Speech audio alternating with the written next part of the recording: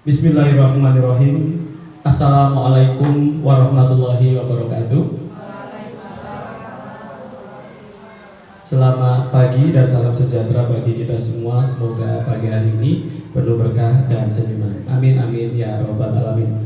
Yang terhormat Bapak Duhri Sarjana Pendidikan selaku Kepala Sekolah SD Negeri Klender 04, yang sama-sama kita hormati Ibu Dewi Komalasari, Wakil Kepala Sekolah Bidang Kurikulum, yang sama-sama kita hormati Ibu Vivi Triwahyuni, calon guru penggerak angkatan 7, yang alhamdulillah pada kesempatan siang pagi hari ini sudah sama-sama bersama kita.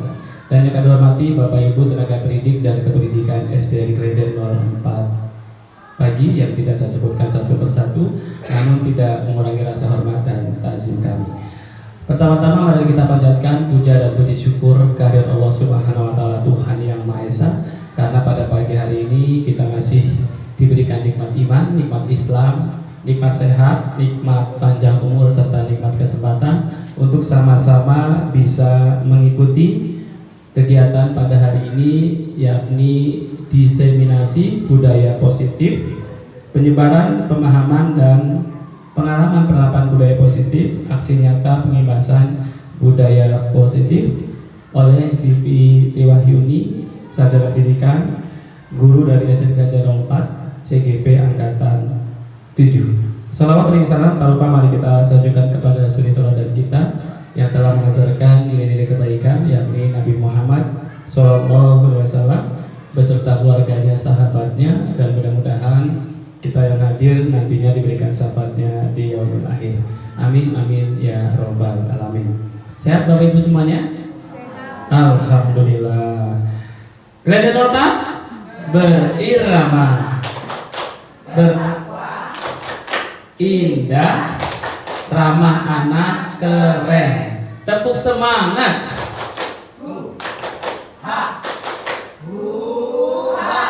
Alhamdulillahirabbil alamin. Baik Bapak Ibu, untuk mempersingkat waktu saya akan membacakan susunan acara pada kegiatan pagi hari ini. Yang pertama adalah pembukaan, yang kedua adalah doa, yang ketiga adalah sambutan, dan yang terakhir acara inti adalah pemaparan diseminasi budaya positif oleh Ibu Vivi Triwahyuni, calon guru penggerak angkatan 7. Baik Bapak dan Ibu, untuk kelancaran acara pada pagi hari ini akan berjalan dengan lancar, tidak ada suatu kekurangan apapun. Mari kita sama-sama berdoa yang akan dipimpin oleh Bapak Jamaluddin Sarjana Pendidikan.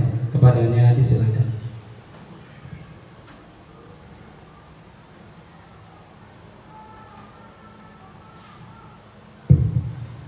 Baik, bismillahirrahmanirrahim. Assalamualaikum warahmatullahi wabarakatuh. Mari sama-sama Bapak Ibu kita berdoa sejenak. Kita awali kegiatan ini dengan membaca nomor Quran Suratul Fatihah. Mudah-mudahan kegiatan diseminasi budaya positif yang nanti akan dibawakan oleh Ibu Vivi Triwahyuni berjalan dengan lancar. Mudah-mudahan teman kami Ibu Vivi sebagai guru, calon guru penggerak, semoga nanti bisa menjadi guru penggerak yang luar biasa. Dan imbasnya insya Allah dengan adanya guru penggerak nanti sekolah kita akan menjadi sekolah yang berprestasi, maju, dan insya Allah bisa membawa nama baik SDN Klender 04 ke depannya. Dan mudah-mudahan kita semuanya juga Allah selalu dalam lindungannya, dan mudah-mudahan kita diberi kemudahan, kelancaran dalam segala urusan kita. Amin. Ala hadhihi niyyah wa ala kulli niyatin shalihah. Wa ila hadratin Nabi Al-Fatihah. A'udzu billahi minasyaitonir rajim. Bismillahirrahmanirrahim. Alhamdulillahi rabbil alamin. Ar-Rahmanir Rahim. Maliki yaumiddin. Iyyaka na'budu wa iyyaka nasta'in. Ihdinas siratal mustaqim. Shiratal ladzina an'amta 'alaihim ghairil maghdubi 'alaihim waladdallin. Amin. Sekian wal-'afwu minkum. Assalamualaikum warahmatullahi wabarakatuh. Waalaikumsalam warahmatullahi wabarakatuh. Terima kasih kepada Bapak Jamaluddin Sarjana Pendidikan yang telah memimpin doa dan harapan berharapan semoga doa-doa kita pagi hari ini dijabah oleh Allah Subhanahu wa taala. Amin amin ya rabbal alamin. Baik Bapak Ibu hadirin yang berbahagia, cara selanjutnya mari kita simak mendengarkan bersama sambutan dari Bapak Duhri Sarjana Pendidikan selaku Kepala Sekolah SD Klender 04. Kepadanya disilahkan.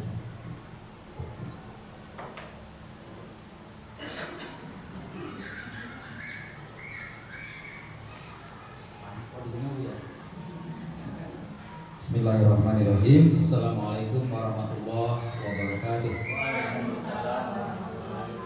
Selamat siang Bapak Ibu guru, keluarga besar SD Klender 04 yang saya hormati Ibu Pipi Triwahyuni SPD selaku guru calon guru penggerak angkatan ke-7.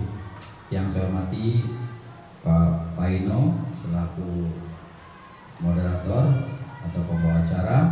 Yang saya hormati Ibu Dewi Komalasari selaku Wakasek Bidang Kurikulum dan Bapak Ibu guru yang hadir pada acara diseminasi budaya positif pada siang hari ini.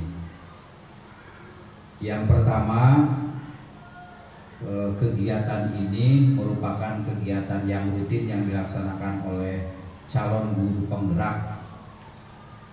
Yang kedua, mudah-mudahan kegiatan yang sekarang digagas oleh Bu Pipi yang berjudul diseminasi budaya positif berjalan dengan baik dan lancar dan nanti hasilnya berdampak terhadap perubahan sekolah ya. Dan mudah-mudahan juga Bapak Ibu yang belum bergabung menjadi calon guru penggerak masih banyak peluangnya untuk mengikuti kegiatan calon guru penggerak, karena dampak positifnya antara lain Bapak Ibu diberi kesempatan untuk memimpin sebuah lembaga. Ya, kita tidak ada yang tahu nasib kita ke depannya seperti apa, status kita seperti apa. Mari kita ikuti program pemerintah. Yang terakhir, mohon maaf Bapak tidak banyak menyampaikan, tetapi secara pribadi dan secara kedinasan setiap ada anggota keluarga kita yang mengembangkan karir, pasti kita harus dukung sepenuhnya untuk kesuksesannya. Siapa tahu nanti Bapak Ibu juga ada program yang terkait dengan selain calon guru penggerak, juga ada program-program yang terkait dengan pengembangan karir individu. Tetap kita saling mendukung, saling mensupport sehingga karir Bapak Ibu setahap demi setahap ada peningkatan. Ya. Sukses selalu untuk Bu Pipi dan sukses selalu untuk teman-teman semuanya. Mudah-mudahan tuntas sampai 1 jam mendatang. Mohon maaf apabila Bapak singkat saja karena Bapak ditunggu ini oleh Bapak pengawas dan teman-teman di meja 58 untuk pembinaan penjaga sekolah. Terima kasih. Assalamualaikum warahmatullahi wabarakatuh. Warahmatullahi wabarakatuh. Terima kasih Bapak. Selamat bertugas kembali di Malaka Jaya Pak ya. Terima kasih.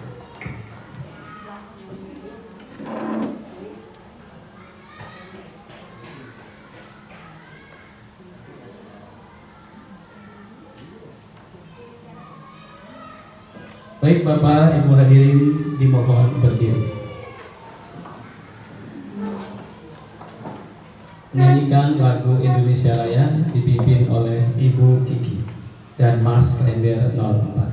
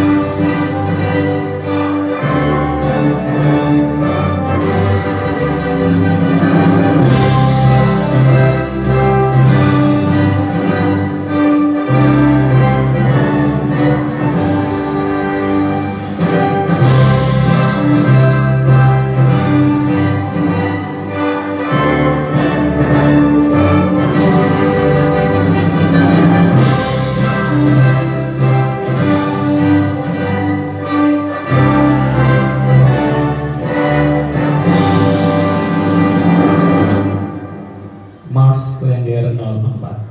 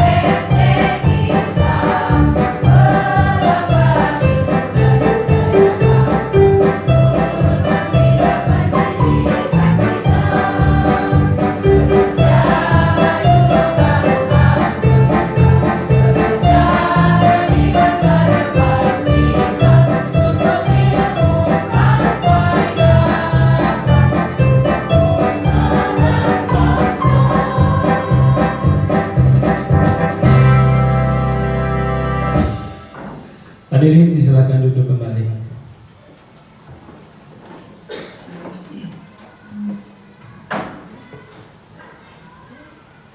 Baik Bapak Ibu, hadirin yang berbahagia, mari kita simak dan dengarkan bersama penyebaran pemahaman dan pengalaman penerapan budaya positif dalam aksi nyata pengibasan budaya positif, diseminasi budaya positif yang akan disampaikan oleh Ibu Vivi Triwahyuni, Sarjana Pendidikan SDN Klender 04, calon guru penggerak angkatan 7. Kepadanya disilakan. Bismillahirrahmanirrahim. Terima kasih kepada Bapak Ibu selaku MC pada siang hari ini. Bismillah. Assalamualaikum warahmatullahi wabarakatuh. Duh, jam rawan ya Bapak Ibu, belum ada suaranya. Assalamualaikum warahmatullahi wabarakatuh.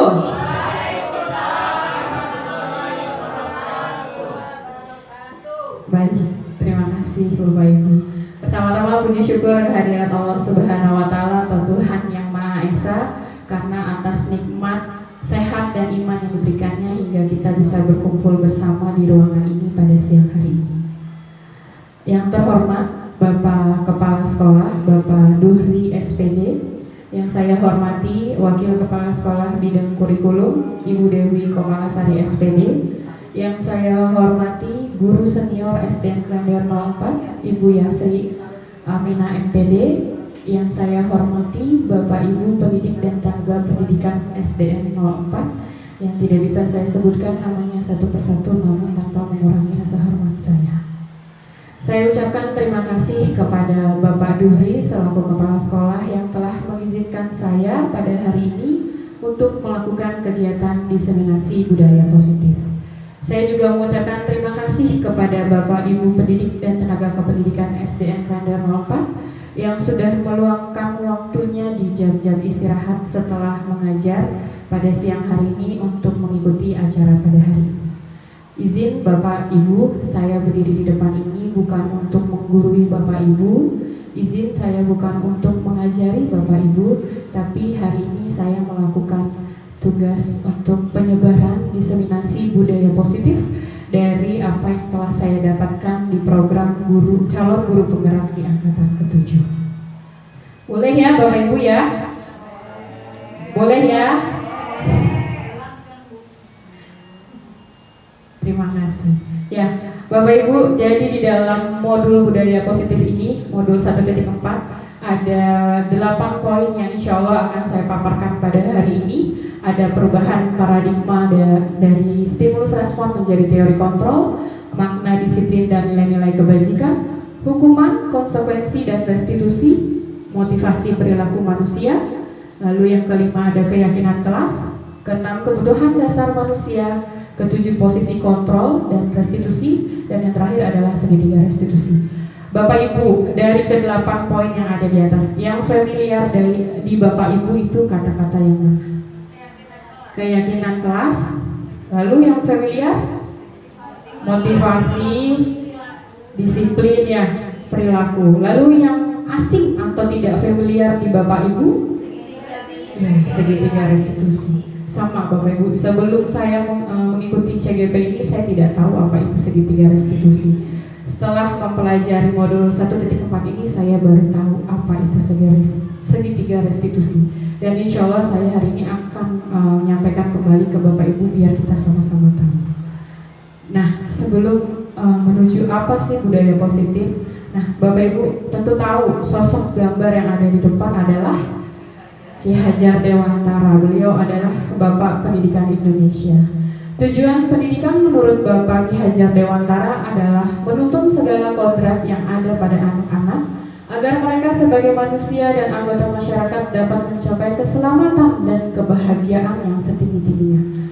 Bapak Ibu mungkin sudah sama-sama tahu karena sudah mengerjakan PMM ya Bapak Ibu di topik 1 Merdeka Belajar.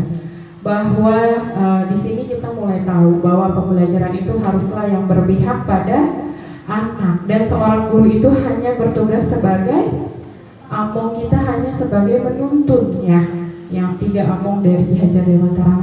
Kita menuntun apa? Bagaimana kita menuntun? Menuntun anak untuk sesuai tumbuh kembang sesuai dengan kodratnya, dengan cara menciptakan budaya positif.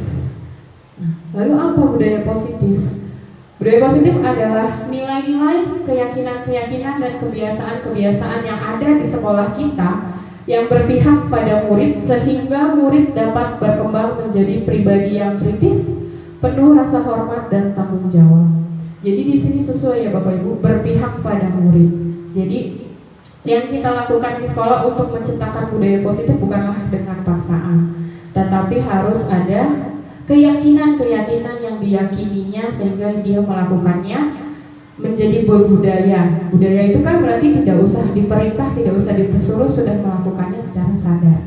Nah, itulah yang akan kita capai Bapak Ibu, bagaimana menciptakan budaya positif di sekolah. Nah, sebelum itu sekarang kegiatan cobalah kita berandai Bapak Ibu. Kita meletakkan sesuatu yang berharga di genggaman tangan kita. Coba bisa? Tangan kanannya menggenggam sesuatu yang sangat-sangat berharga, bisa cincin kawin ya. Jadi sesuatu yang sangat berharga, boleh angkat kepalanya Bapak Ibu. Nah, seseorang akan meminta, mencoba merebut dengan berbagai cara Bapak Ibu untuk membuka kepalan tangan itu, bahkan sampai memberikannya. Nah, kira-kira Bapak Ibu bersedia? Bersedia akan membukanya? Ketika saya bilang ke Bu Iin, Bu Iin, ayo dong dibuka, nanti aku kasih 5 ember deh. 5 miliar, mau Bu Iin? Mau? Berarti boleh dibuka? Boleh? Boleh dibuka? Oh boleh kalau Bu Iin. Oh, kalau untuk Bu Iin ternyata Bu Iin masih terpengaruh dengan orang lain. Ketika saya minta Bu Lucy yang ada di tangan Bu Lucy kayaknya benda berharga. Apa saya boleh minta Bu Lucy?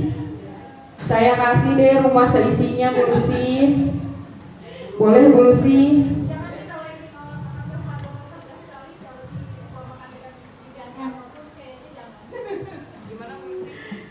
Kalau menurut saya, kalau yang di tangan saya ini sangat berharga, walaupun diganti dengan apapun sepertinya itu tidak akan bisa.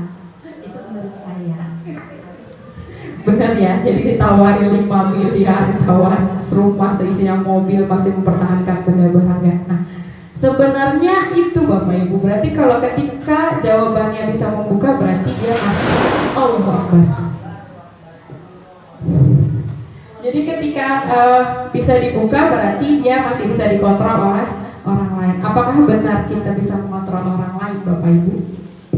Kontrol itu ada di diri siapa? Di diri kita sendiri. Ketika kita mengatakan tidak ya tidak mungkin orang lain dapat mengontrol kita. Sama seperti anak-anak, kita seolah-olah bisa mengontrol anak-anak untuk mengikuti apa yang kita mau. Padahal sebenarnya besok-besok terulang lagi kah? yang dilakukan terulang lagi, karena memang tidak ada yang bisa mengontrol diri kita, orang lain tidak bisa mengontrol diri kita. Nah, inilah ternyata bahwa selama ini saya itu berilusi. Teori dari William Glasser, ilusi kontrol. Yang pertama, ilusi bahwa guru dapat mengontrol murid. Bahwa ternyata kita selama ini, saya gitu di kelas meminta anak-anak untuk mengikuti apa yang saya perintahkan. Tapi apakah akan bertahan lama Bapak Ibu?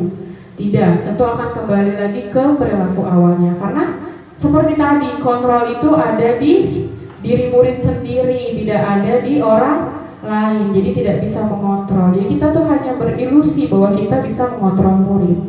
Yang kedua, ilusi bahwa kritik dan membuat orang merasa bersalah dapat menguatkan karakter.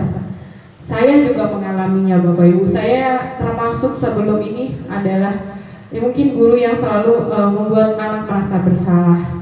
Ketika anak membuat kesalahan di kelas, saya bisa menyampaikan kalimat yang malah membuat anak itu tak semakin down. Saya berpikir bahwa apa yang disampaikan akan menguatkan. Misalnya Sultan membuat masalah, lalu saya sampaikan, Sultan, kalau kamu seperti ini, kamu tidak kasihan dengan orang tua kamu, Sultan. Kamu gak sedih kalau misalnya ibu memanggil orang tua kamu. Saya berpikir bahwa yang saya sampaikan itu akan lebih menguatkan karakter Sultan, akan menjadi perilaku yang lebih baik. Tapi ternyata itu hanya ilusi Bapak Ibu. Ternyata yang saya lakukan hanya akan membuat Sultan atau membuat anak itu memandang negatif dirinya sendiri. Jadi dia akan menilai buruk pada dirinya dengan apa yang saya sampaikan dengan kalimat pembuat merasa bersalah. Jadi itu ilusi yang kedua. Ilusi yang ketiga, bahwa penguatan positif efektif dan bermanfaat. Ya Bapak Ibu, penguatan positif itu dapat menguatkan motivasi. Tapi apakah berlangsung lama Bapak Ibu? Ketika anak kita bilang, ayo ganteng, soleh, anak baik, ayo kamu pinter kan, kerjaan ini ya, duduk dulu ya. Tapi ketika kita tidak mengatakan seperti itu, apakah akan melakukannya? Anak-anak secara sadar mengerjakan setelah kita tidak melakukan penguatan positif tersebut. Tentu tidak ya Bapak Ibu. Ternyata anak-anak tetap melakukan kembali ke perilaku awal, karena hanya ilusi bahwa penguatan positif itu dapat membuat kita dapat mengontrol anak-anak. Yang terakhir itu ilusi bahwa orang dewasa memiliki hak untuk memaksa. Ya, seperti Ki Hajar Dewantara padahal sudah sampaikan, setiap anak itu memiliki kodratnya masing-masing, kodrat yang dibawa sejak lahir. Nah, jadi kita tidak bisa memaksakan. Seperti Bapak Ibu udah belajar di topik 1 ya. Ibarat Ki Hajar Dewantara mengibaratkan kita itu seperti menanam padi. Kita tidak bisa mengharapkan padi menjadi tumbuhan jagung ya Bapak Ibu. Padi tetap akan tumbuh menjadi beras, padi dan akan jadi beras. Kita tidak bisa memaksa padi tersebut menjadi jagung. Sama, kita tidak bisa memaksa anak-anak sesuai kemauan kita. Kita dulu mungkin saat dulu bisa nih hukuman menjadi sesuatu yang bisa mendisiplinkan anak. Zaman dulu saya sekolah atau zaman dulu Bapak Ibu sekolah gitu. Kok sekarang nggak bisa? Ya, ternyata memang sekarang itu kan kodratnya sudah berbeda Bapak Ibu. Ki Hajar menyampaikan kita harus mendidik anak itu sesuai kodratnya, kodrat alam dan kodrat zaman. Zamannya ini adalah perkembangannya abad 21. Kita tidak bisa membawa lagi ke zaman sebelum kita sekolah Bapak Ibu. Tentu akan berbeda. Jadi yang ada kitalah yang harus mengikuti perkembangan zaman untuk dapat mendidik putra-putri generasi penerus bangsa yang hingga akhirnya nanti menjadi anak yang merdeka. Nah, itu Bapak Ibu. Jadi ada perubahan paradigma dari kita mencoba mengubah orang agar berpandangan sama dengan kita. Apa saat ini bisa Bapak Ibu? Kita maksa-maksa pokoknya Bu Lucy harus kata saya. Tentu tidak. Saat ini paradigma kita sudah berubah. Berubah, kita itu harus berusaha memahami pandangan orang lain tentang dunia. Sama, kita harus memahami pandangan anak-anak, bagaimana pembelajaran yang menyenangkan itu seperti apa. Kita harus memahami pandangan dia. Jadi kita tidak bisa lagi memaksa anak-anak untuk mengibuki kita. Yang namanya belajar yang benar itu kamu duduk diam tidak berisik, bukan seperti itu ya. Jadi kita harus merubah paradigma kita bahwa kita harus memahami pandangan orang lain, terutama anak murid kita. Yang kedua, perilaku buruk dilihat sebagai suatu kesalahan, Bapak Ibu. Mungkin dulu iya, anak yang melakukan perilaku buruk pasti langsung dijudge salah gitu ya.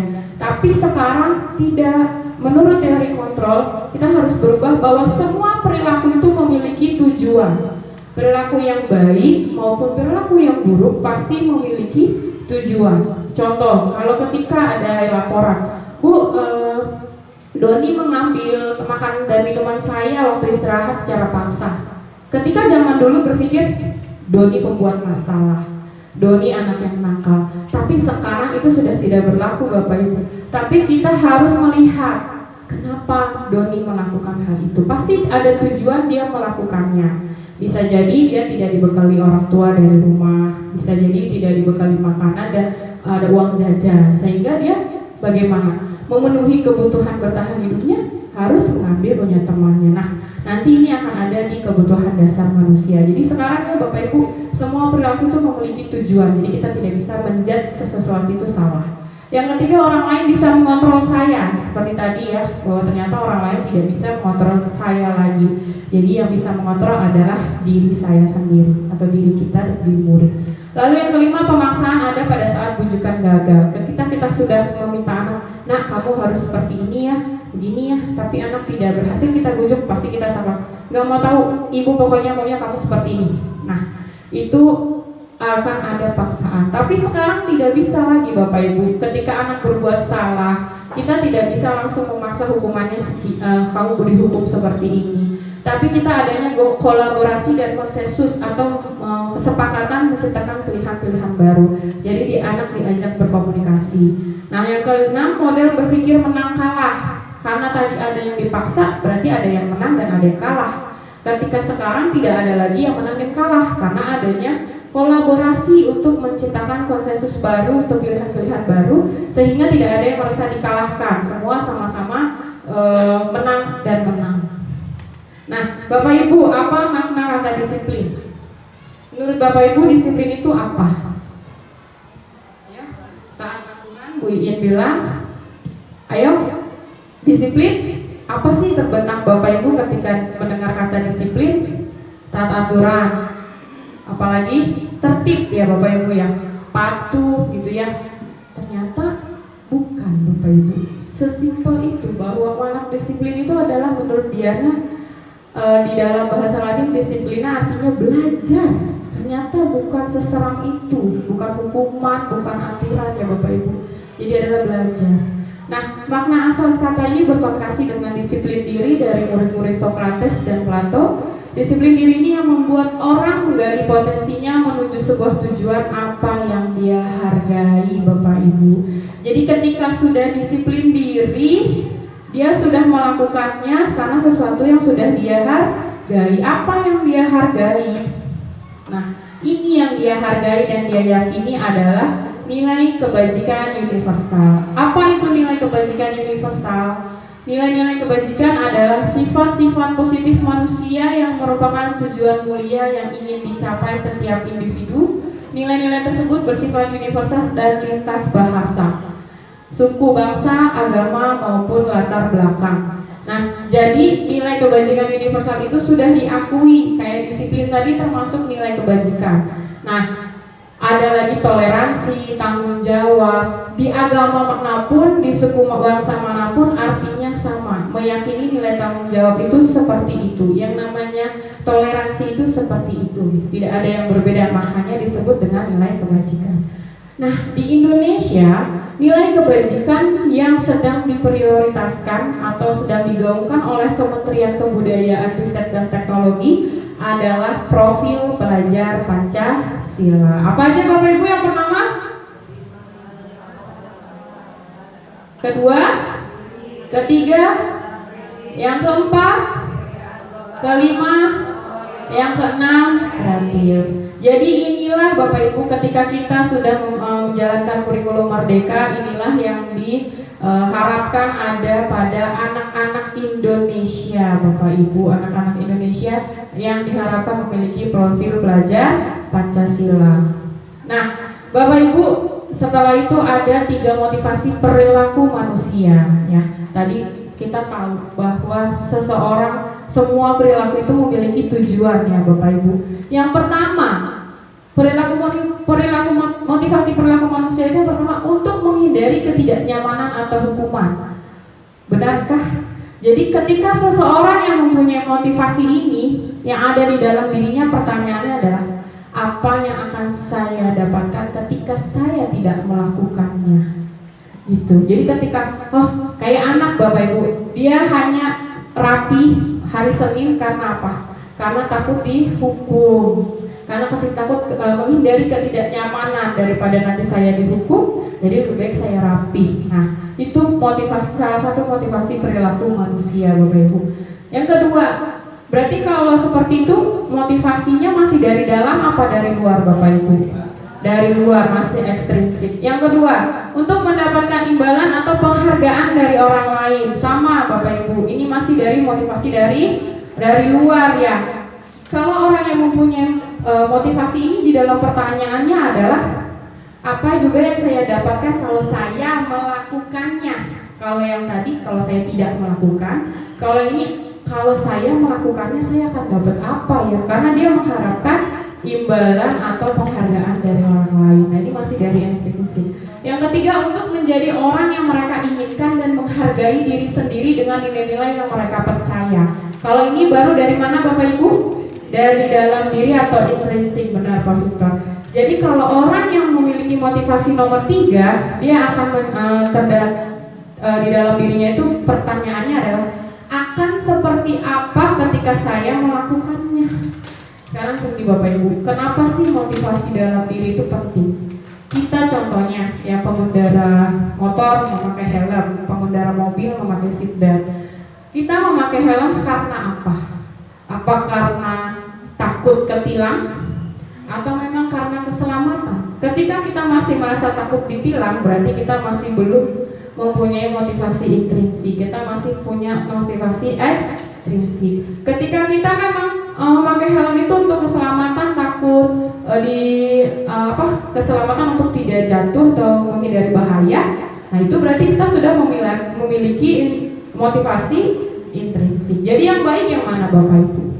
Yang dari dalam diri. Namun apakah sudah ada Bapak Ibu di dalam murid-murid kita? Ya, kayaknya sekarang saya lihat khususnya di kelas saya pun saya merasa belum terlihat motivasi intrinsik dari murid-murid. Nah, itulah Bapak Ibu tugas kita bagaimana bisa menciptakan budaya positif, menciptakan motivasi intrinsik yang akhirnya akan menciptakan budaya positif. Nah, menurut Ki Hajar Dewantara, merdeka itu artinya tidak hanya terlepas dari perintah, akan tetapi juga cakap buat memerintah diri sendiri. Ketika anak belum mampu memerintah diri sendiri, berarti ia belum merdeka. Nah, bisa merdeka ketika apa? Kita punya disiplin yang kuat di dalam diri. Disiplin itu tadi sudah saya sampaikan, dia meyakini suatu nilai dan mencapai tujuan dengan apa yang dia hargai. Nah, jadi pentingnya ya Bapak Ibu PR kita untuk dapat mendorong motivasi intrinsik di dalam diri anak-anak. Oke, next. Nah, sekarang hukuman, konsekuensi, dan restitusi. Bapak Ibu mungkin sudah sering dengar kata hukuman, kata konsekuensi. Hukuman bersifat satu arah dari pihak guru yang memberikan tanpa melalui suatu kesepakatan. Hukuman yang diberikan bisa berupa fisik maupun psikis. Sedangkan konsekuensi terencana, disetujui, dan disepakati dua pihak. Konsekuensi biasa berdasarkan suatu data yang umumnya dapat diukur. Yang ketiga, restitusi, yang tadi Bapak Ibu baru dengar, menciptakan kondisi bagi murid untuk memperbaiki kesalahan mereka sehingga mereka bisa kembali pada kelompok mereka dengan karakter yang lebih kuat. Bapak Ibu, hukuman dan konsekuensi sama apa beda ya? Jadi beda apa sama? Beda ya Bapak Ibu. Oke. Kalau hukuman itu saklek dari kita, kalau konsekuensi itu ada kesepakatan dengan murid. Sedangkan restitusi tapi lebih adanya pilihan-pilihan lain. Nah, sekarang saya mau tanya. Nah, ini dulu ya. Di hukuman akan jadi identitas gagal. Iya, kenapa? Karena pasti namanya hukuman itu menyakitkan ya. Ada yang senang dihukum, Bapak Ibu? Nggak ada ya. Nggak ada yang senang dihukum. Pasti jika mendapat hukuman akan merasa beda di hati kita. Nah itu, sesuatu yang menyakitkan harus terjadi. Lalu tidak nyaman untuk murid dalam jangka panjang. Korban mendapatkan ketidakadilannya. Nah, murid akan tersakiti. Nah, murid tentu akan membenci yang namanya peraturan. Nah, itu dia Bapak Ibu. Ternyata peraturan itu bukan sesuatu yang dapat mendisiplinkan ya Bapak Ibu. Ternyata malah akan membuat dibenci ketika dia merasa dihukum. Nah, sedangkan konsekuensi sesuatu itu harus terjadi. Tidak nyaman untuk murid, anak atau untuk jangka waktu pendek, korban bisa diabaikan, murid anak dibuat tidak nyaman, dan murid anak atau tetap menghormati peraturan. Kalau ketika dihukum dia akan benci peraturan, di konsekuensi dia menghormati. Jadi dia bukan meyakini tapi dia menghormati. Beda dengan restitusi gitu ya. Kalau di restitusi dia belajar memecahkan masalah. Ketika dia membuat masalah, dia solusi itu bisa datang dari dia sendiri. Dan penyebab masalahnya pun kita bisa tahu dari murid dengan kita secara komunikasi dari kolaborasi untuk menciptakan pilihan-pilihan baru. Nah, biasanya kalau yang namanya hukuman pasti begini, peraturannya adalah ini, kamu harus ini. Namun ketika konsekuensi, dia bertanya, apa peraturannya? Kamu tahu konsekuensinya? Nah, itu konsekuensi. Tapi ketika restitusi, dia bertanya, apa yang kamu yakini? Apa yang bisa kamu lakukan untuk memperbaiki masalah ini, nak? Nah, itu restitusi. Kita yang mana, Bapak Ibu? Oke, nah sekarang hukuman atau konsekuensi. Nomor 1, ayo Bapak Ibu, menurut Bapak Ibu ini hukuman atau konsekuensi? Mencatat 100 kali. Hukuman. Nomor 2, membersihkan coretan yang dibuatnya di meja tulis. Konsekuensi atau hukuman? Konsekuensi atau hukuman? Konsekuensi Bapak Ibu, karena dia sudah mencoret maka dia harus membersihkan. Yang ketiga, murid diminta untuk push up 15 kali karena tidak menggunakan masker ke sekolah. Konsekuensi apa hukuman? Ayo, hukuman apa konsekuensi? Hukuman Bapak Ibu, karena di sini dari 1. Apakah ada kaitannya tidak pakai masker dengan push up Bapak Ibu? Tidak ada. Ketika tidak ada kaitannya biasanya itu namanya hukuman Bapak Ibu. Yang keempat, menggantikan kertas tugas teman yang telah dicoret-coret. Konsekuensi. Yang kelima, merapikan kelas karena telah membuat banyak sampah saat istirahat. Konsekuensi atau hukuman? Aduh, makin pinter nih. Konsekuensi ya, karena dia sudah melakukannya. Nomor yang 6, membersihkan kolam sekolah karena membuat nangis adik kelas 1. Iya, pinter. Tepuk tangan dong buat Bapak Ibu guru semua. Sudah bisa membedakan mana yang hukuman, mana yang konsekuensi. Tepuk hebat. Aku hebat. Kamu hebat. Kita hebat. Semua hebat. Hebat. Berdiri dulu deh Bapak Ibu biar gak ngantuk, kita ice breaking dulu. Ayo berdiri, boleh berdiri. Tahu lagu 1 ditambah 1? Iya.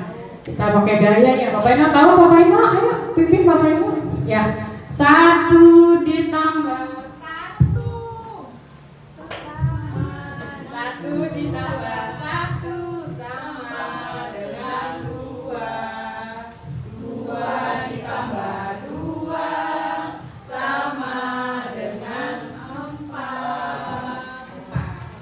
4 ditambah 4 sama dengan 8. 8 ditambah 8 sama dengan 16. Bisa ya Bapak? Yuk kita coba ya. Suaranya lebih semangat biar gak ngantuk Bapak Ibu. 1 ditambah 1 sama dengan 2. 2 ditambah 2 sama dengan 4.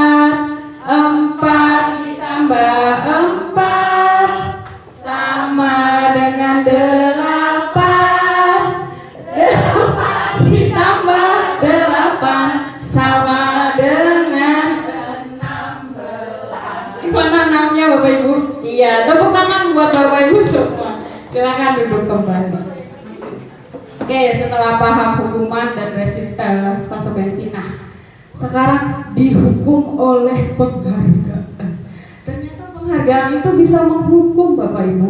Menurut Alfikon bahwa penghargaan berlaku sama dengan hukuman, dalam arti meminta atau menunjuk seseorang melakukan sesuatu untuk memenuhi suatu tujuan tertentu dari orang yang meminta atau yang membujuk. Dorongannya eksternal dan akan ada faktor ketergantungan. Beberapa dampak dari pemberian penghargaan. Kok bisa ya? Menurut Bapak Ibu harusnya dapat penghargaan itu senang apa sedih? Senang ya, tapi kok jadi menjadi hukuman ya Bapak Ibu? Seperti ini. Ketika seseorang mendapatkan penghargaan secara terus-menerus, berarti dia mengharapkan ya Bapak Ibu. Ketika suatu saat dia tidak mendapatkan penghargaan itu, apa yang terjadi? Dia akan kecewa, akan merasa dirinya bersalah, akan merasa dirinya itu juga dihukum. Nah, itulah artinya dihukum oleh penghargaan. Jadi penghargaan sama hukuman itu sama Bapak Ibu, karena sama-sama membujuk, mengontrol orang lain mengikuti apa yang kita mau, gitu ya. Jadi kita tidak bisa ternyata Bapak Ibu mengharapkan sesuatu penghargaan itu dapat merubah seseorang. Ternyata malah bisa menjadi suatu hukuman dalam jangka panjang. Ketika dia tidak mendapatkannya lagi, dia akan kecewa, merasa bersalah, dan dirinya merasa juga dihukum. Oke, keyakinan kelas. Tadi Bu Dewi bilang sering dengar keyakinan kelas. Kenapa keyakinan kelas? Apa bedanya keyakinan kelas dengan kesepakatan kelas dan peraturan kelas? Ibu-ibu saya yakin, Bapak Ibu saya yakin pasti sudah memiliki yang namanya kesepakatan kelas ya Bapak Ibu di kelas.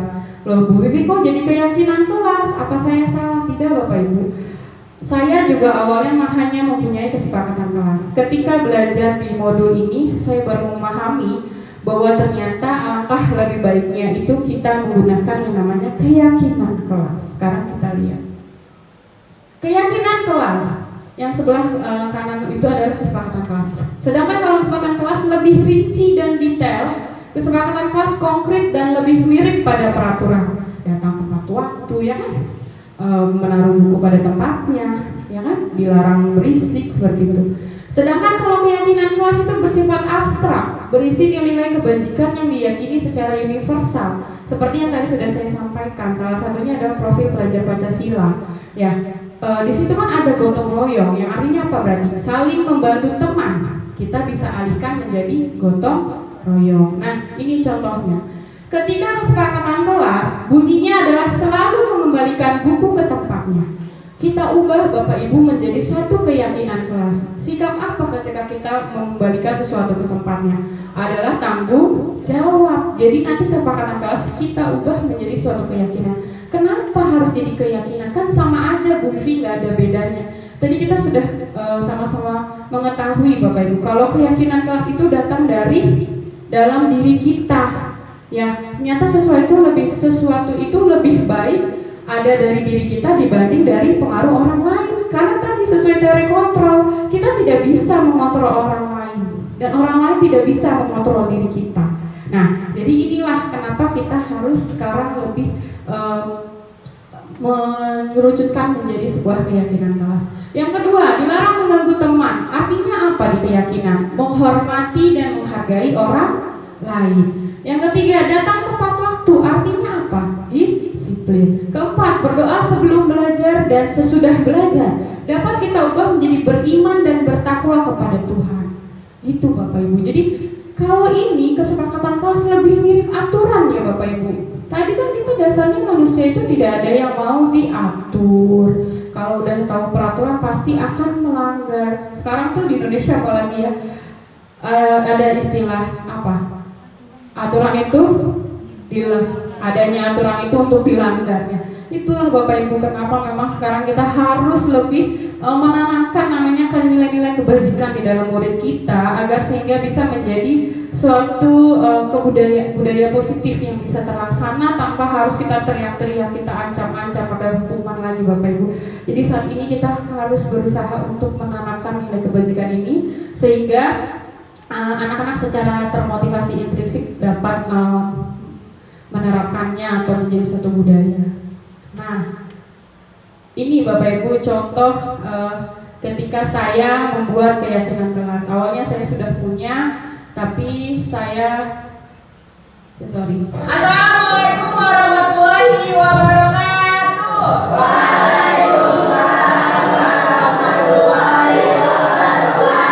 Selamat pagi.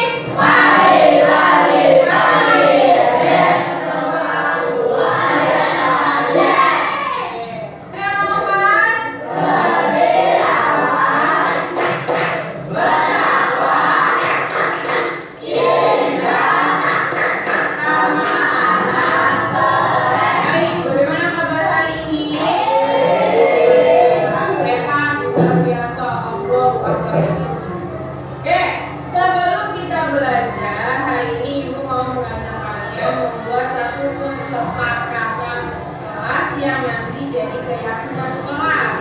Nah, apa sih kesepakatannya? Kamu mau apa di kelas ini yang kamu harapkan agar kelas ini menjadi nyaman? Menjadi, kamu senang gak sih di sekolah? Kalau dia senang di sekolah atau di kelas ini, apa yang kamu harapkan? Jadi menghubungi semua yang di kelas ini. Yang menghubungi kan ada guru, ada teman-teman ya. Jadi apa yang kamu inginkan ketika berada di kelas? Apakah kelas yang bersih?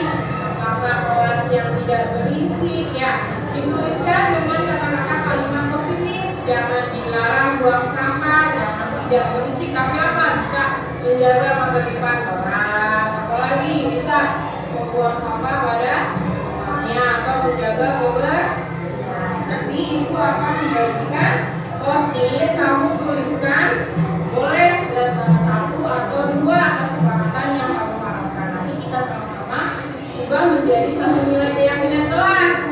Nah, bisa? Paham?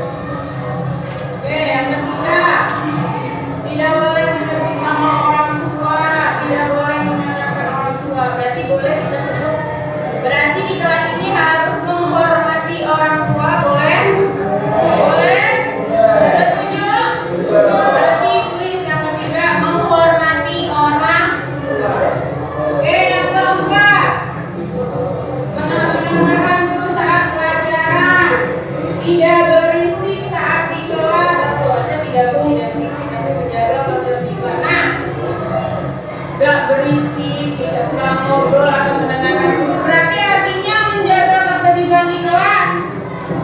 Setuju nggak jadi keyakinan? Ya, berarti tertib. Yang keempat adalah kelima, berkata sopan, terus punya menghormati teman. Oke, nah kamu menghormati teman, tidak bully. Berarti di situ kamu menyayangi teman, benar? Setuju nggak? Berarti yang kelima menyayangi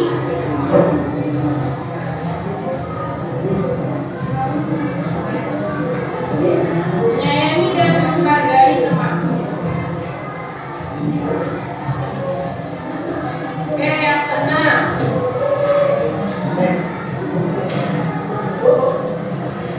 Keenam, di sini izin mengangkat tangan ketika keluar, izin keluar angkat tangan, izin untuk bertanya angkat tangan. Terus berarti artinya kamu menghormati guru, dari mendengarkan juga berarti menghormati guru. Setuju kalau yang keyakinan yang keenam itu menghormati guru? Ya? Silakan. Boleh ditulis saja. Keenam berarti menghormati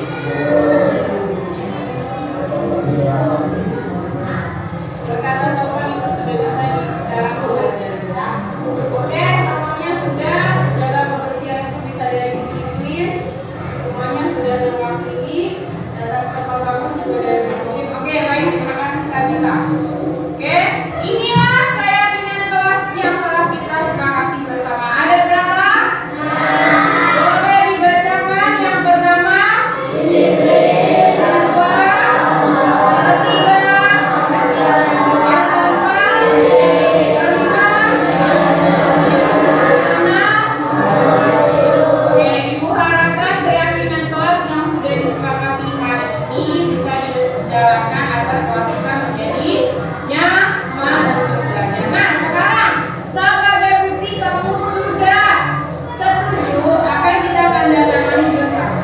Oke, sekarang mulai dari Ibu ya, nanti secara bergilir dan bergantian seperti tadi tanda tangan di bawah keyakinan kelas yang sudah kita. Oke, boleh dilanjut sama Alif.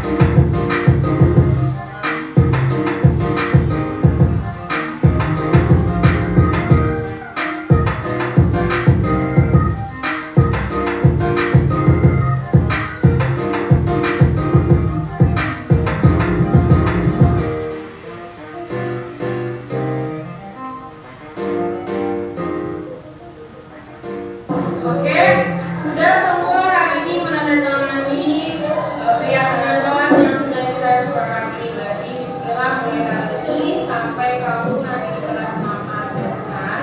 Kamu harus punya ketanam dalam hati untuk melakukan keyakinan kelas atau menjalankan keyakinan kelas yang sudah kita sepakati. Bisa? Bisa? Tentu hebat untuk kita semua. Tentu hebat.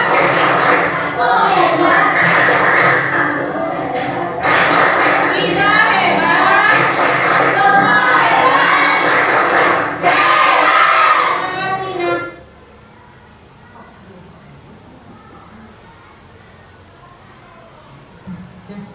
Ibu, Bapak.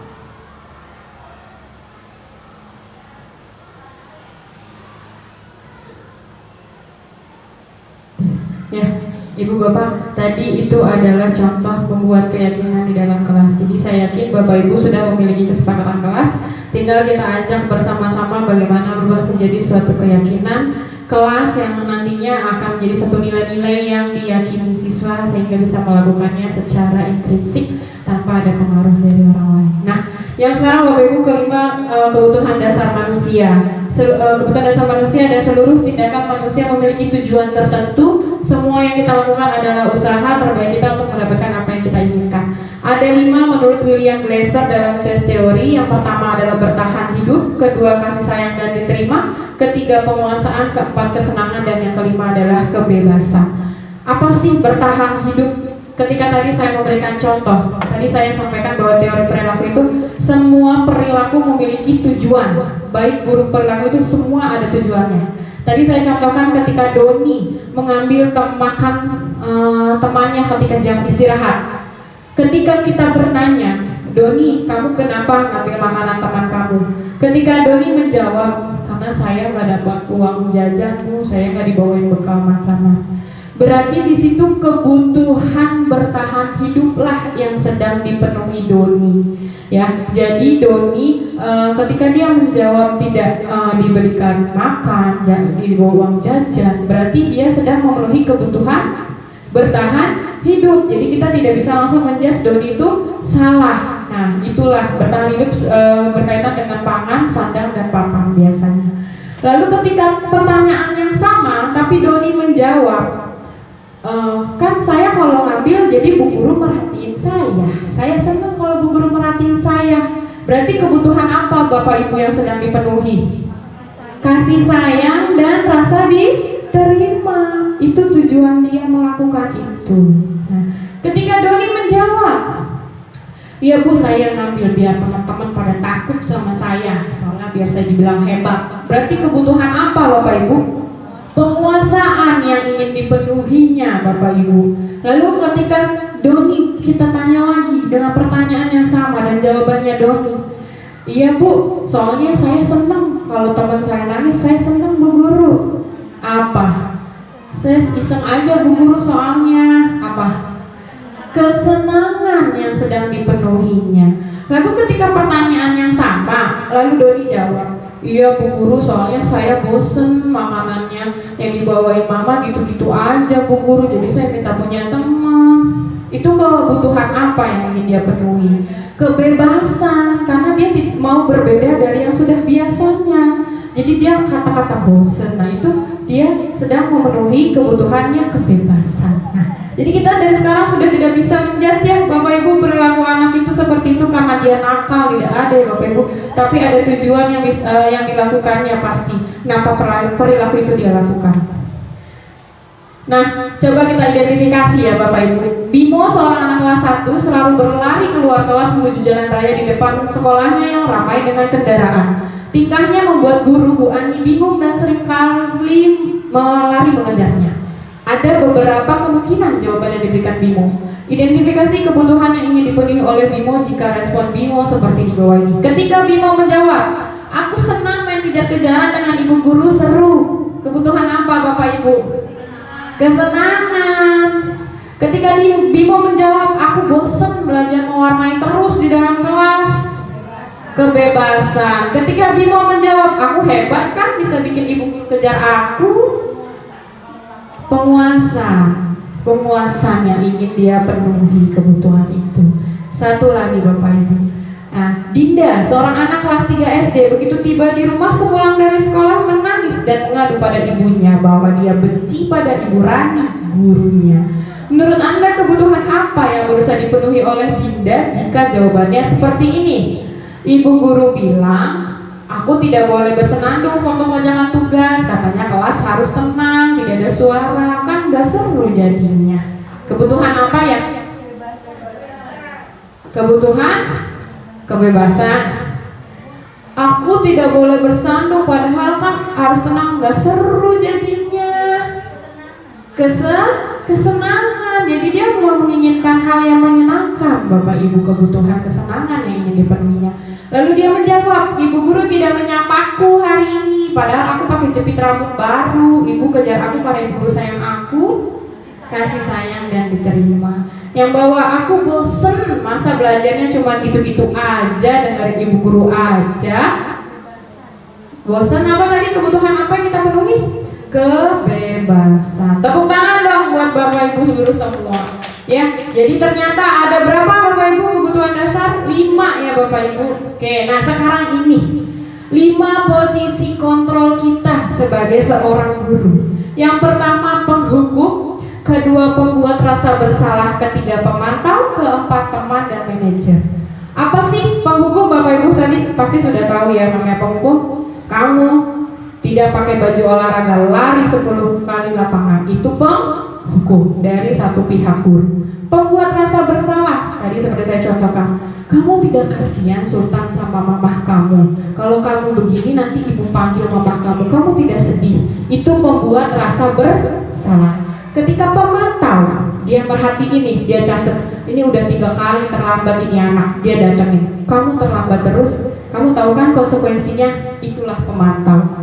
Keempat teman, teman itu kita seperti ngajak ngobrol sama teman. Oh kamu terlambat, kenapa terlambat? Kesiangan, ya udah nggak apa-apa. Sebetulnya jangan kesiangan lagi ya, iya duduk-duduk. Kira-kira apa yang akan diterima sama anak? Apa malah akan merasa apa? Yes, boleh terlambat lagi dong. Karena bu guru tidak marah, tidak berespon biasa-biasa aja karena berasa teman.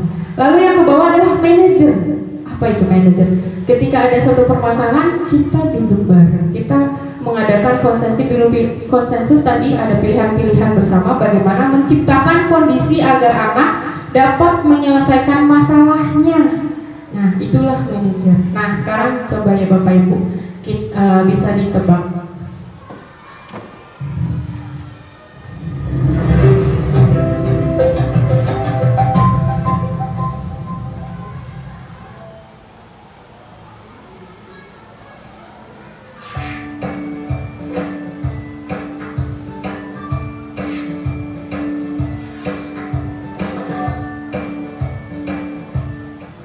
Bapak dan Ibu guru hebat, berikut adalah 5 video yang menampilkan interaksi antara guru dan murid. Selamat menonton dan silakan merefleksikannya.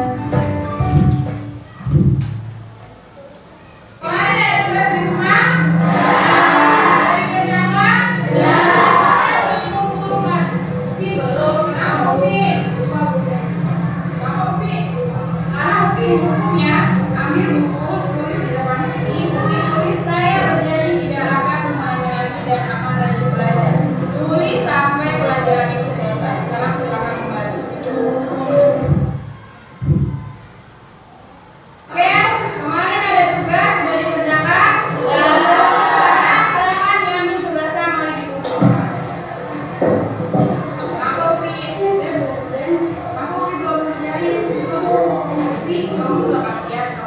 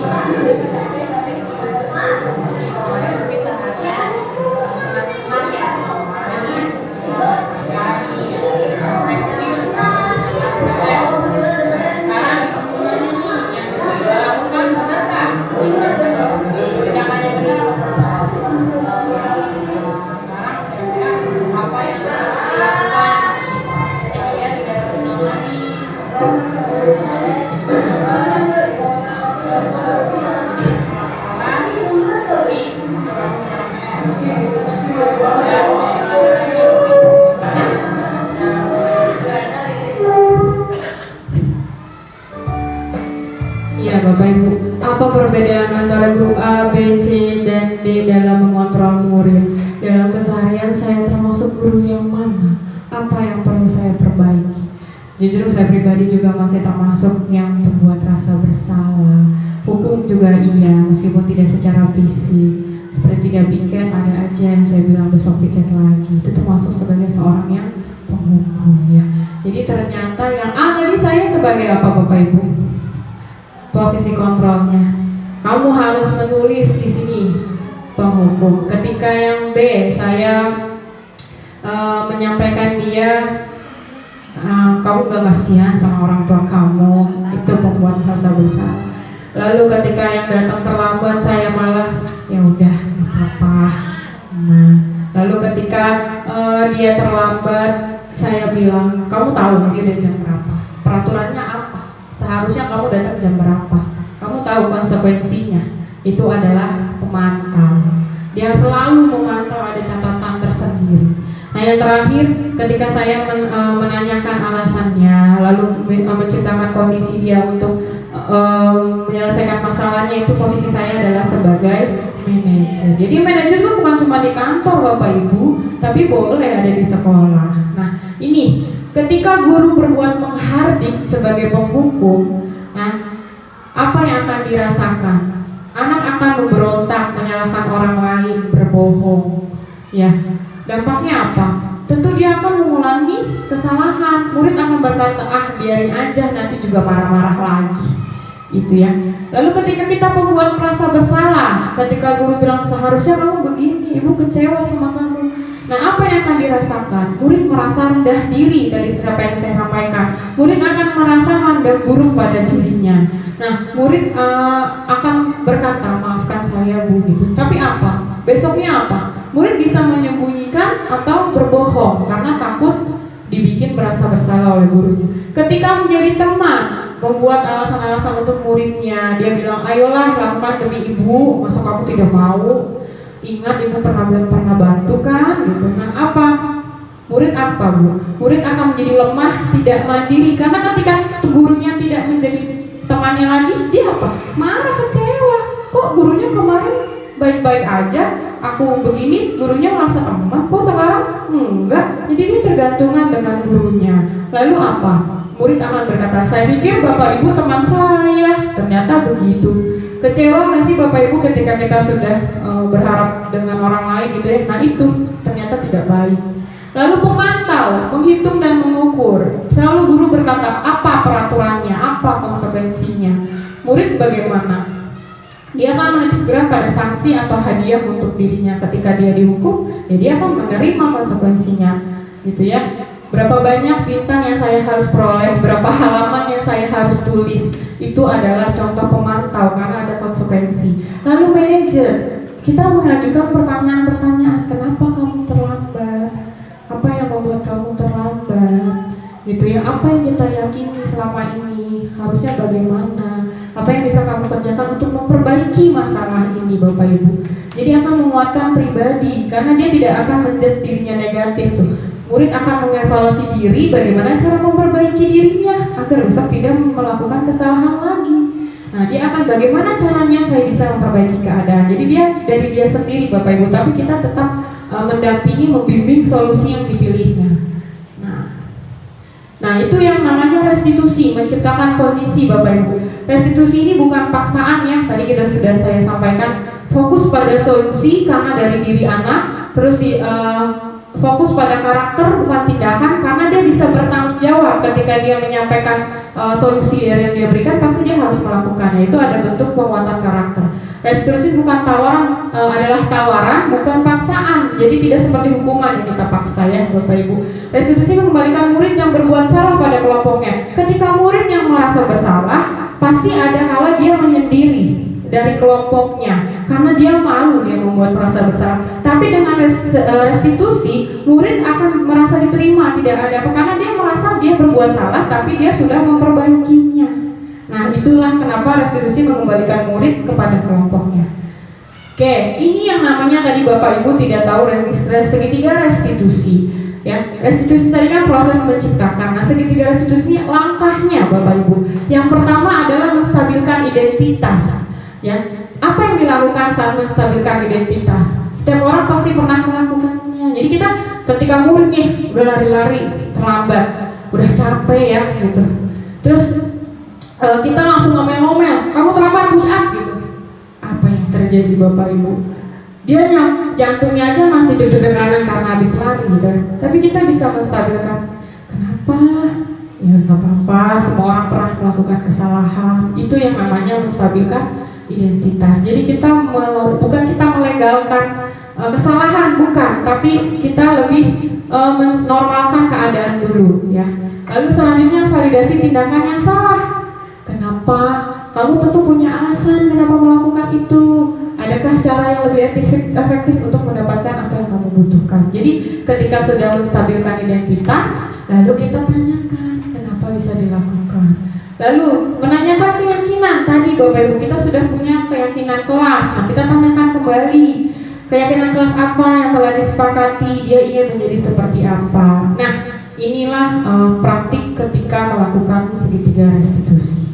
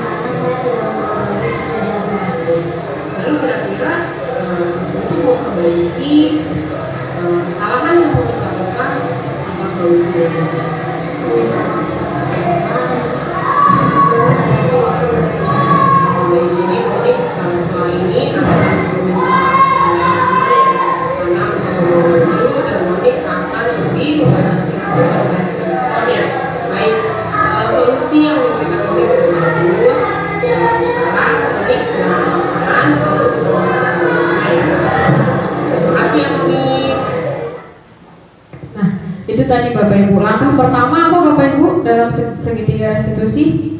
Menstabilkan identitas. Apa biasanya kata-katanya Bapak Ibu? Tidak apa-apa, semua orang pernah melakukan kesalahan. Ibu juga pernah melakukan kesalahan. Lalu yang kedua langkahnya adalah validasi kebutuhan. Jadi kita bisa tahu ternyata kebutuhan apa yang sedang dia capai. Seperti tadi ketika Doni ada laporan Doni ngambil makanan temannya, lalu kita tanya nggak apa-apa, semua pernah melakukan itu. Nah kalau boleh tahu kenapa ketika dia menjawab tadi dia lapar nggak pakai bawa bekal, berarti validasi kebutuhannya ternyata kebutuhan dasar bertahan hidupnya yang tidak terpenuhi. Yang ketiga adalah menanyakan keyakinan kelas. Kita kembalikan, dia ingat keyakinan yang kita sepakati, menghormati dong. Ketika dia mau minta punya temannya, dia harus izin bukan memaksa. Nah, kita kembalikan lagi. Bagaimana solusinya kita kembalikan. Jadi dari semuanya Bu, kenapa restitusi itu penting? Yang pertama, rasa bersalah menguras energi. Ya, iya. Masa amarah juga menguras energi ya Bapak Ibu. Kedua, ketika kita merasa bersalah, kita mengalami identitas gagal. Identitas gagal itu tadi kita memandang buruk pada diri kita. Lalu yang ketiga, perasaan bersalah membuat kita terperangkap pada masa lalu di mana kita sudah tidak bisa berbuat apa-apa lagi. Jadi ketika sudah melakukan terus bersalah ya kita menyesal, tapi kita bisa apa? Sudah terjadi tidak bisa diubah. Nah, jadi kalau ketika melaksanakan restitusi apakah kan ada penyesalan? Tidak, karena dia sudah berusaha untuk memperbaiki kesalahannya. Nah, sekarang bagaimana diseminasi pada hari ini? Saya akan mengirimkan link ke grup Bapak Ibu, boleh diisi ya sambil saya tutup ya. Oke. Gimana Bapak Ibu? Sudah menerima pengibasan dari saya. Ada yang tersampaikan, semoga tersampaikan ya Bapak Ibu. Oke, thank you for your attention. Guru Bergerak Indonesia Maju. Saya ucapkan terima kasih kepada Bapak Ibu. Semoga apa yang saya sampaikan pada hari ini dapat tersampaikan, sedikit menambah pengetahuan kita dan bermanfaat untuk Bapak Ibu semua. Mohon maaf apabila ada salah-salah kata. Sekian dan wassalamualaikum warahmatullahi wabarakatuh.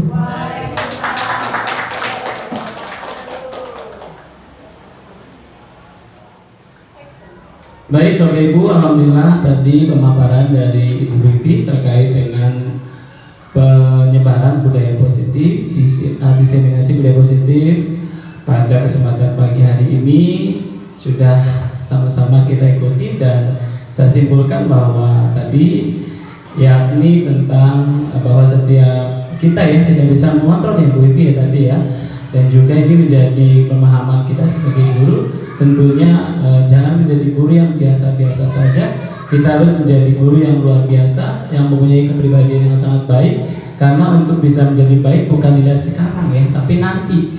Untuk melihat baik atau tidak, lihat setahun, 2 tahun, kemudian 5 tahun, 10 tahun, 30 tahun baru terlihat tuh baik atau tidaknya gitu ya. Jadi Bapak Ibu, maka disimpulkan yakni adalah tadi sudah sama-sama ikuti rancangan tindakan aksi nyatanya. Kemudian yang kedua adalah latar belakangnya, kemudian tujuan, kemudian tolak ukurnya juga sudah ada, dan ini masa tindakan. Tadi terkait dengan kesepakatan kelas menjadi keyakinan kelas, kemudian ada tadi konsekuensi dan juga hukuman, dan juga tentunya Bapak Ibu ini adalah menjadi dukungan tersendiri bagi Ibu Vivi ya Bu ya, untuk supaya nantinya kegiatan ini berjalan lancar dan pengibasan kepada peserta didik menjadi aksi nyata yang nantinya dapat berimbas kepada perubahan konsep perilaku apa yang sudah tadi disampaikan.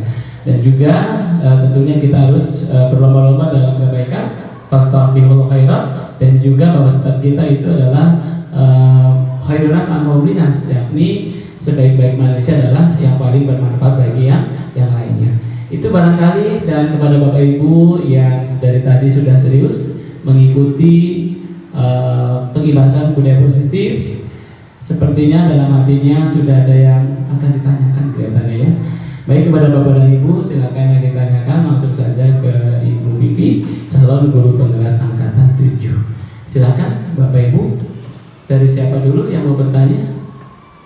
Ada? Ibu, silakan. Dengan Ibu siapa, guru kelas berapa, dan pertanyaannya apa? Terima kasih atas kesempatannya. Nama saya Lucy Triana Dewi, saya dari kelas 1A. Terima kasih atas penjelasan yang sudah diberikan kepada Ibu Vivi, sangat-sangat membantu bagi saya dalam memegang anak-anak di kelas 1, karena ini memang benar-benar terjadinya itu kejadiannya itu memang dialami di anak-anak kelas 1 pada umumnya ya. Yang ingin saya tanyakan yaitu itu bisa kita terapkan itu di anak usia berapa? Apakah dari kelas 1 sampai kelas 6? Mungkin kalau kelas tinggi bisa lebih memahami dan berbicara lebih leluasa, dia lebih banyak bicaranya dibanding kelas 1 ya. Walaupun sudah saya pancing-pancing, terkadang susah sekali untuk bicaranya. Jadi ada satu kendalanya, mungkin itu ya kendalanya. Jadi anak belum bisa untuk mengutarakan kesalahan, atau mungkin dia misalnya pernah berbuat kesalahan, dia untuk mengungkapkannya tuh agak susah gitu. Jadi kita pancing-pancing gitu. Jadi itu problem mungkin yang saat ini sedang saya hadapi, dan kita juga sebagai guru berusaha untuk supaya bisa memecahkan masalah tersebut.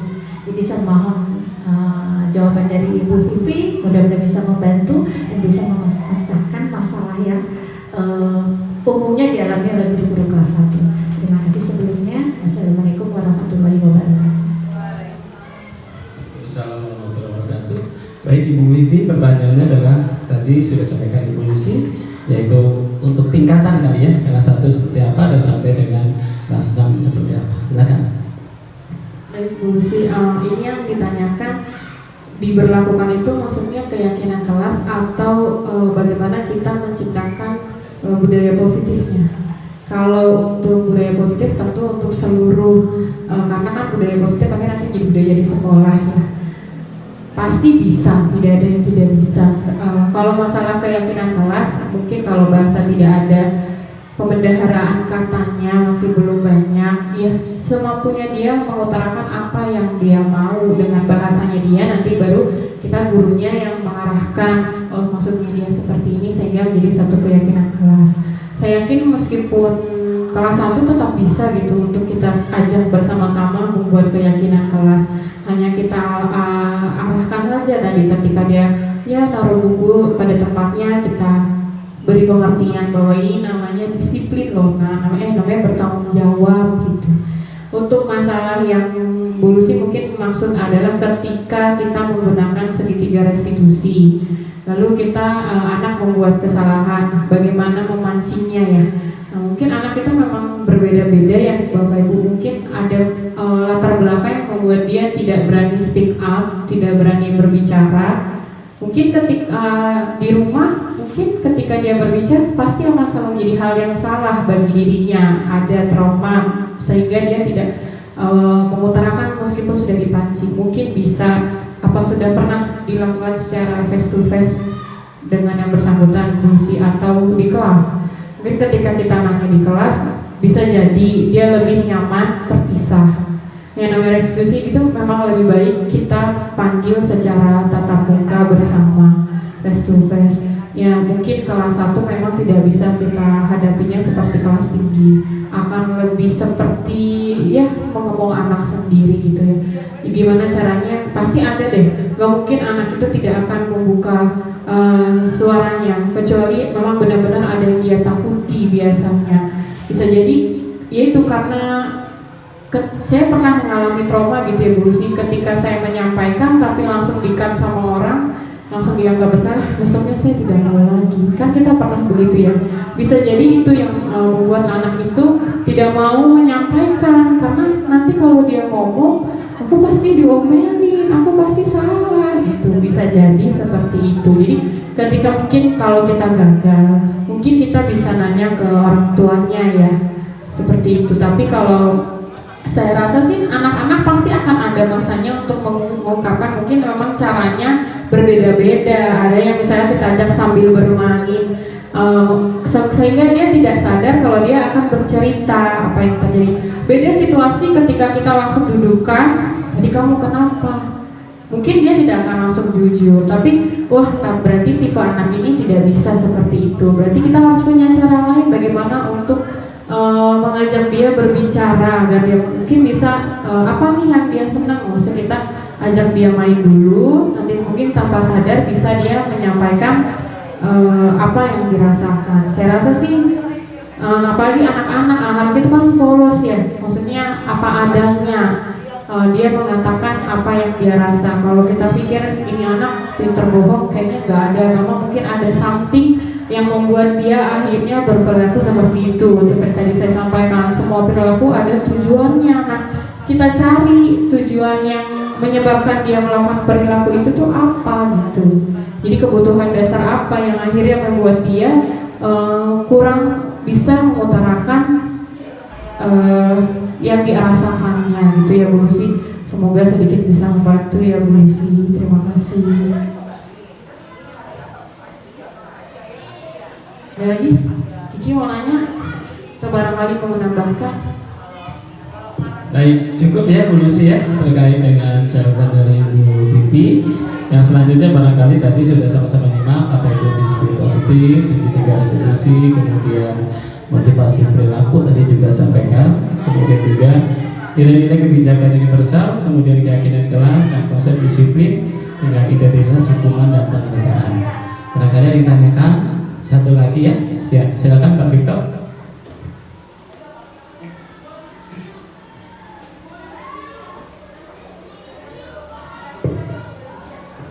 Assalamualaikum warahmatullahi wabarakatuh.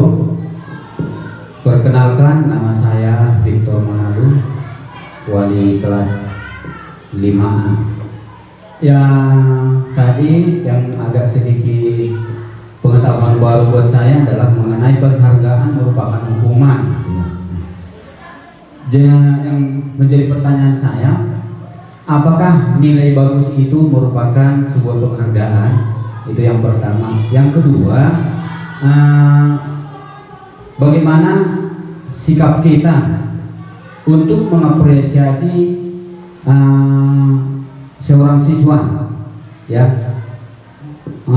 supaya ibaratnya tidak harus memberikan penghargaan. Mungkin itu aja. Terima kasih.